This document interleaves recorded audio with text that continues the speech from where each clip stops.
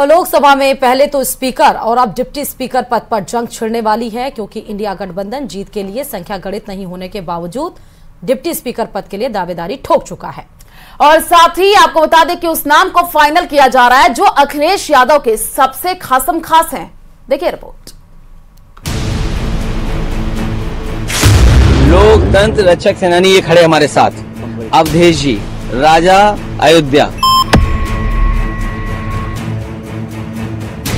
Favor may say aye. Om Birla, a member of this house, be chosen as the Speaker of this house.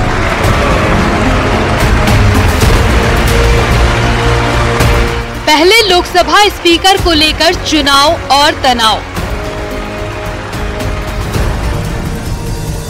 अब deputy speaker की post के लिए विपक्षी दलों की दावेदारी।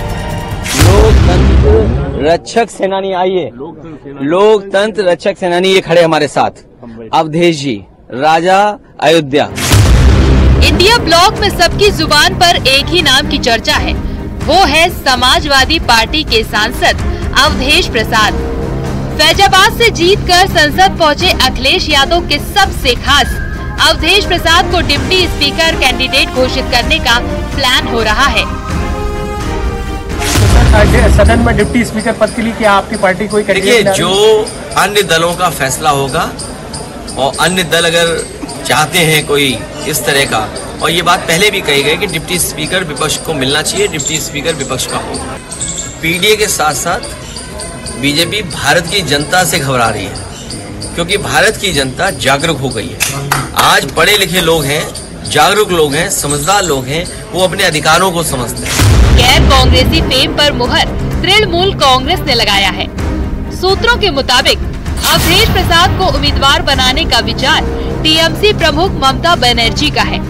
तीनों दलों को लगता है कि फैजाबाद सांसद अवधेश प्रसाद एक अलग तरह के कैंडिडेट होंगे और उनकी उम्मीदवारी एक मजबूत संदेश देगी।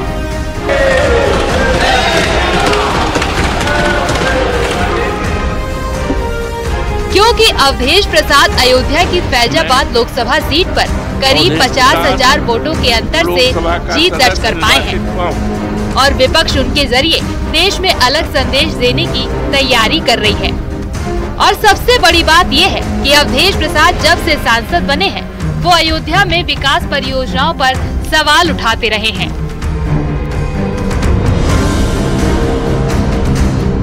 भारतीय जनता पार्टी देश में डंका पीटती थी, हमने अयोध्या में ये किया, वो किया, विकास किया। इस पर और उस दीवार को भी देखा, ये मामले उच्च स्तरीय जांच का है। इस विषय को गंभीरतापूर्वक लेकर इसको लोकसभा में भी उठाएंगे और उच्च स्तरीय जांच की मांग करूंगा। सवाल है कि अवधेश प्रसाद के जरिए विपक्ष किस तरह का राजनीतिक संदेश देना चाहता है, क्योंकि तथ्य ये है कि उसके पास इस पद पर जीत के लिए संख्या गणित नहीं है। जानकारी के मुताबिक विपक्षी गठबंधन के तीनों अगुवा नेताओं को लगता है कि फैजाबाद के सांसद को आगे लाकर एक मजबूत सियासी संदेश दिया जा सकता है। इसकी वजह ये है कि फैजाबाद संसदीय क्षेत्र में ही अयोध्या नगरी पड़ती है, जहां राम जन्मभूमि पर भव्य राम मंदिर का नव निर्माण हुआ है। 78 साल के अवधेश प्रसाद एक दलित नेता हैं, फिर भी सामान्य निर्वाचन क्षेत्र से 50,000 से अधिक वोटों से जीते और बीजेपी को हराकर जीत कर आए हैं। इससे पहले स्पीकर पद के चुनाव में इंडिया ब्लॉक में मतभेद सामने आ गए थे। टीएमसी ने पहले कांग्रेस पर बिना आम सहमति के उम्मीदवार घोषित करने का आरोप लगाया था। जब सत्ता पक्ष के उम्मीदवार ओम बिरला ध्वनिमत से चुनाव जीते तो कांग्रेस ने कहा कि उन्होंने आम सहमति की भावना का सम्मान करते हुए मत विभाजन नहीं मांगा।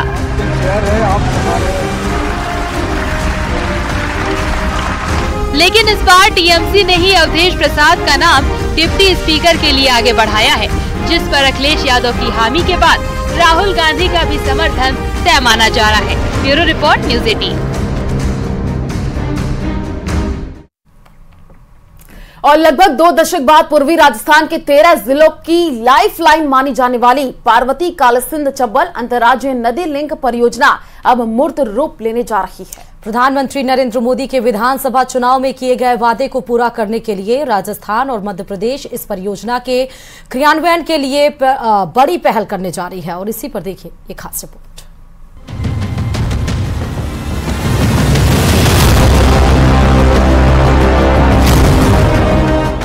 लोकसभा चुनाव के बाद बीजेपी की डबल इंजन की सरकार ने रफ्तार पकड़ ली है। विधानसभा चुनाव में किए गए वादों को पूरा करने के लिए राजस्थान और मध्य प्रदेश अब तेजी से आगे बढ़ने लगे हैं। पार्वती कालीसिंध चंबल अंतर्राज्यीय लिंक परियोजना के काम को शुरू किया जा रहा है। ये देश में जल प्रबंधन के क्षेत्र में प्रधानमंत्री नरेंद्र मोदी की सरकार के लिए एक और बड़ी उपलब्धि है। राजस्थान और मध्य प्रदेश की जनता के लिए भी यह एक महत्वपूर्ण अवसर है।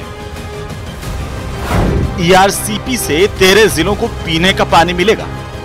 2 लाख हेक्टेयर का नया कमांड क्षेत्र बनेगा। 9 जिलों में 80,000 हेक्टेयर की कमांड स्थिर होगी। उद्योगों को भी पानी उपलब्ध होगा।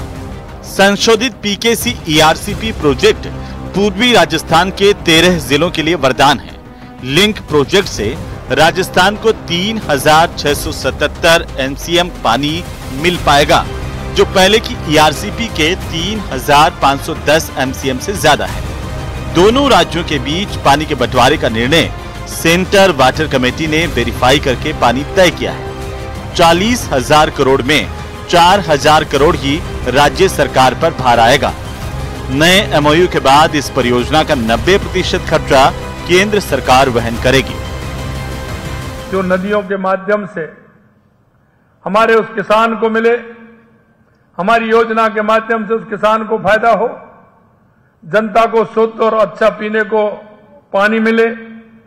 इस योजना से दोनों प्रदेशों की जो भौगोलिक स्थिति है, निश्चित रूप से उसका काम आगे बढ़ेगा और पीने का पानी भी मिलेगा और किसान के लिए सिंचाई का पानी भी मिलेगा।